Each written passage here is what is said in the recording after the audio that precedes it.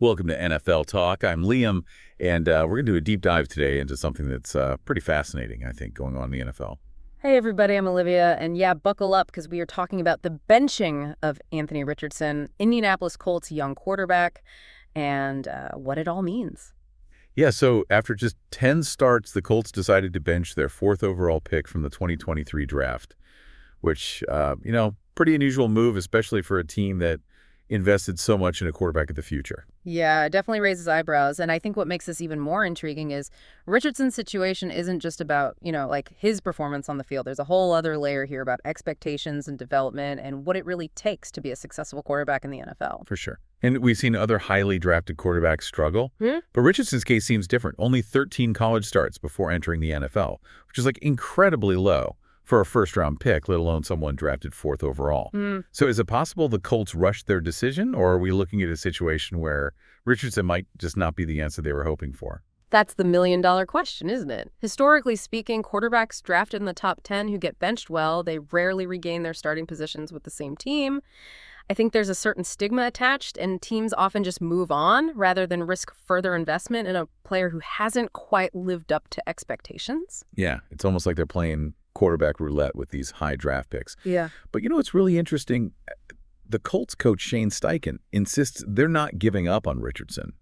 He's framed this benching as a timeout, a chance for Richardson to mature his game preparation and really grasp the magnitude of leading an NFL franchise. So what do you make of that? Well, I think it's a shrewd move by Steichen, at least publicly. Allows the Colts to maintain some level of control over the narrative, buy themselves some time to assess the situation. They can claim they're committed to developing Richardson while simultaneously evaluating their options. But, behind closed doors, I suspect those conversations are a lot more complex. I agree.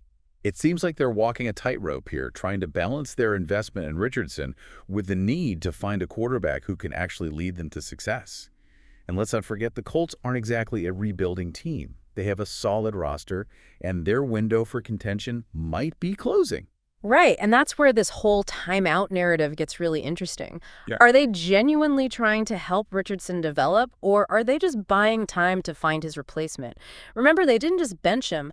They brought in a veteran quarterback, Gardner Minshew, who has a history of being a reliable backup, but also someone who can step in and win games. Yeah, it's starting to feel like they're already hedging their bets. Yeah. But what's really striking is how this decision has impacted the Colts locker room.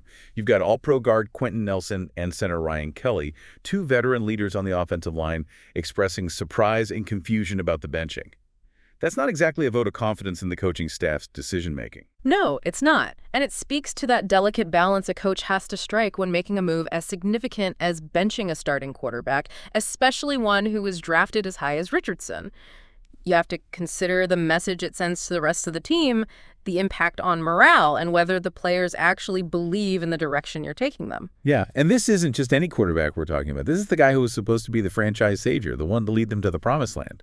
Now, suddenly, he's on the sidelines watching someone else run the offense. Yeah. That's got to be tough to swallow for everyone involved. Absolutely. And it's not just about the players. The fans in Indianapolis, they've been through a revolving door of quarterbacks since Andrew Luck's retirement. They were hoping Richardson would be the one to bring stability and success back to the franchise. And now those hopes are kind of hanging in the balance. Yeah, it's a roller coaster for Colts fans, for sure.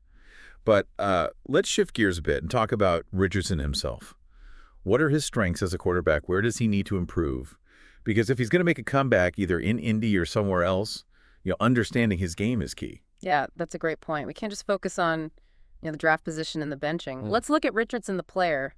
One thing that jumps out immediately is his athleticism. I mean, the guy is a physical specimen, a dual-threat quarterback who can make plays with both his arm and his legs. Oh, he's definitely got the tools, no doubt about it. Yeah. His size and mobility make him a nightmare for opposing defenses, especially in the red zone. But raw talent can only take you so far in the NFL. Where I see the biggest room for improvement is in his decision-making and accuracy. Yeah, there were times this season where he looked brilliant, making those big throws, escaping pressure, extending plays. But then there were other moments where his inexperience showed forced throws, missed reads, holding onto the ball too long. Those kinds of mistakes can be costly in the NFL. And that's what separates the good quarterbacks from the great ones. It's not just about having a strong arm or being able to run. It's about the mental aspect of the game, understanding defenses, anticipating coverages, making quick and decisive reads, and delivering the ball accurately and on time. Those are the areas where Richardson needs to make significant strides if he wants to be a successful NFL quarterback. And to be fair to him, it's not like he had a ton of time to develop those skills in college. With only 13 starts under his belt, he was basically thrown into the fire with the Colts. So maybe this benching, as difficult as it is, will give him the opportunity to step back, learn from his mistakes, and refine his game. That's the hope, at least from the Colts' perspective, but it's a risky gamble. They've invested a lot in Richardson, and they're essentially betting on his potential rather than his current production. It's a situation that could go either way. It really could. And I think it's worth considering the Colts' organizational context here. They've been searching for a franchise quarterback ever since Andrew Luck's retirement, and they have cycled through a number of veterans in the process. Exactly. And it seems like they're at a crossroads. Do they continue to try and develop Richardson, hoping he eventually becomes the quarterback they envisioned? Or do they cut their losses and move on to a more experienced option who can help them win now? Because their window of opportunity might be closing. They have a talented roster, but they've struggled to find consistency at the quarterback position. And you can't underestimate the pressure that puts on a young quarterback like Richardson. He was drafted into a situation where he was expected to be the savior, the guy to lead them back to the playoffs. That's a lot to ask of any player, let alone one with limited experience. Especially in a division as competitive as the AFC South. You've got the Jacksonville Jaguars on the rise. The Tennessee Titans are always tough, and the Houston Texans are no longer a pushover. It's a tough environment to learn and develop in. Absolutely. And that's why this benching, while seemingly abrupt, might make sense in the long run, both for Richardson and the Colts. It gives him a chance to reset work on his game away from the pressure of leading an NFL offense. And it gives the Colts an opportunity to evaluate their options. But what happens next is anyone's guess. Will Richardson use this as motivation to come back stronger? Will the Colts stick with him, or will they look to move on in the offseason? It's a situation that's going to be fascinating to watch unfold. And it raises some broader questions about the way teams develop young quarterbacks in the NFL. Is there too much pressure on them to succeed right away? Are they given enough time and support to learn and grow? Those are the questions that linger even beyond this specific situation with Richardson and the Colts. Exactly. And I think it's a conversation that needs to happen within the league. How do we create an environment where young quarterbacks can develop their skills without being crushed under the weight of expectations? It's a complex issue, and there's no easy answer. But it's something that we need to be talking about, especially as the league continues to invest heavily in young quarterbacks. It's a crucial conversation, and one that has major implications for the future of the league. But circling back to Richardson, what's your gut feeling? What do you think happens next? Well, if I had to make a prediction, I think the Colts will give Richardson another shot next season, but with a much shorter leash. They'll bring in a veteran quarterback, someone they trust to win games, and Richardson will have to compete for the starting job in training camp.